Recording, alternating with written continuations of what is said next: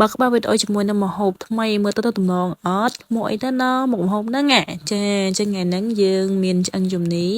ហើយក៏មានម្សៅអញ្ចឹងមានជាការបំពងឆ្អឹងជំនីជាមួយនឹងម្សៅឆ្អឹងជំនីហ្នឹងបំពងជាមួយនឹងម្សៅគឺត្រូវគ្នាមែនតើចាជារង្វងយើងលាយម្សៅហើយដាក់ឆ្អឹងជំនីហ្នឹងចូលបន្តមកទៀតគ្រាន់តែដាក់ខ្លាញ់នៅក្តៅហើយដាក់ឆ្អឹងជំនីយើងបំពងទៅ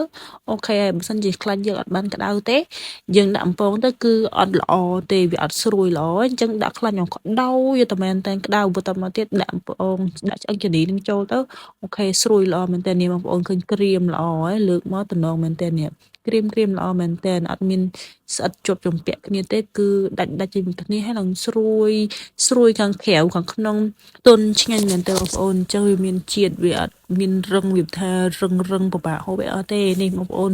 តំណងមែនតើឡើងក្រៀមបន្ទាប់ពីយើងធ្វើការបំពងឆ្អឹងជំនីរួចយើងក៏មានជាការបេះបន្លែអញ្ចឹងមានជីមានសាឡាត់មានប៉េងប៉ោះមានត្រសក់អីចឹងចាមានជាការពុនដំបងត្រាំមិញត្រាំនៅសន្ទុះហើយទៅយើងធ្វើការលាងវាឲ្យស្អាតអញ្ចឹងបាន3 4ទឹកអស់ជាតិដីអស់ជាតិអីចឹងណាបន្ទាប់មកទៅយើងធ្វើការចិតបន្លែចិត្តនឹងមានអីចិត្តទេចិត្តតែប៉េងប៉ោះហើយនឹងត្រសក់នឹងទេចាចិត្តបន្លែដើម្បីហូបជាមួយជាលក់គឺចិត្តស្ដើងបែបហ្នឹងឯងបើសិនចិត្តអឺខែពេកពិបាកក្នុងការញ៉ាំអញ្ចឹងដូច្នេះទៅចិត្តតឹងអញ្ចឹងណាតែសក់ក៏ដូចគ្នាចិត្តតឹងដូចគ្នារៀងស្ដើងគួរសមមិនស្ដើងផ្លើទេស្ដើងគួរសមមកល្មមជាមួយនឹងជ្រលក់បានអញ្ចឹងណាបងប្អូនហើយសក់នេះដែររើសយកខ្ចីកាន់តែឆ្ងាញ់មកយកធំពេកគ្រាប់ចាស់ហើយអាមកឆ្ងាញ់នេះបងប្អូនបន្លែគេហ្នឹងមានប៉ុណ្ណឹងឯងមើលនេះសហេតំណងឯងបងប្អូនខាបន្លែក៏ស្រស់ម្លឹងហើយមកហូបក៏វាឆ្ងាញ់ចឹងនឹងតាមនឹងដែរចាអញ្ចឹងជាការបន្តមានជាការបេះម្ទេសអញ្ចឹងម្ទេសផ្ទះមានចឹងអាំងម្ទេសតែមានយើងបេះម្ទេសបន្ទាប់មកមានខ្ទឹមធ្វើអ្វីចាមានធ្វើអីទេគឺធ្វើទឹកត្រីផ្អែមហ្នឹងយើងក៏ច្រាមខ្ទឹមជាមួយនឹងម្ទេសបន្ទាប់មកយើងដួសដាក់ចានហើយដាក់គ្រឿងហ្នឹងមានជាការដាក់ស្ករ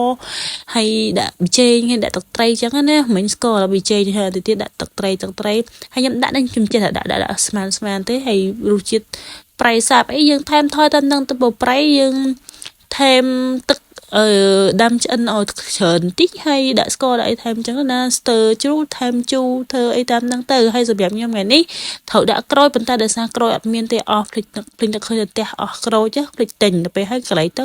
មាន7អញ្ចឹងក៏យក7មកជំនួសជាមួយនឹងក្រូចហើយនេះសម្រស់បន្ទាប់ពីរៀបចំហើយនេះបងប្អូនជួយដាក់ឈ្មោះមុខម្ហូបខ្ញុំតិចមើលនេះដាក់ឈ្មោះថាម៉េចមុខម្ហូបហ្នឹងមានតំណងចាំមានបន្លែមានសពគ្រប់ហ្នឹងគួរដាក់ឈ្មោះអីទៅ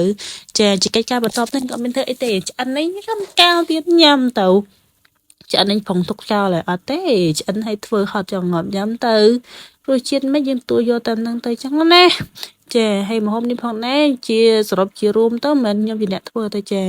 បងស្រីគឺខ្ញុំជាអ្នកធ្វើទៀតចាខ្ញុំខើជួយលាងបន្លែអីទៅជួយចឹងទេអត់មានសាច់ការធំដុំអីខ្ញុំអ្នកធ្វើអីទេអត់ទេចាអញ្ចឹងអានេះ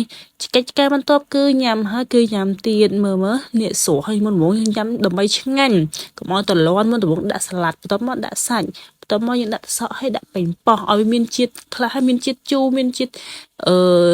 ផ្សាមីអីក្នុងហ្នឹងអញ្ចឹងណាកុំឲ្យតលន់បន្ទាប់មកជាការដាក់ជីហ្នឹងកុំឲ្យវា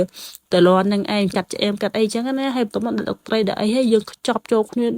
ដាក់ឲ្យធំចឹងទៅណែនមាត់ទំពាទៅអូយឆ្ងាញ់មែនតើបើសិនដាក់តិចជេបអត់ឆ្ងាញ់ទេចានេះចាត្រឡប់មកវិញមុខម្ហូបហ្នឹងមកឈ្មោះអីដែរបងប្អូនសម្រាប់ខ្ញុំដាក់ថាឆ្អឹងជំនីបំពងបង្កប់នៅក្នុងព្រៃចាសម្រួលដល់ព្រៃជុំវិញសត្វព្រៃមិនដាក់ព្រៃចា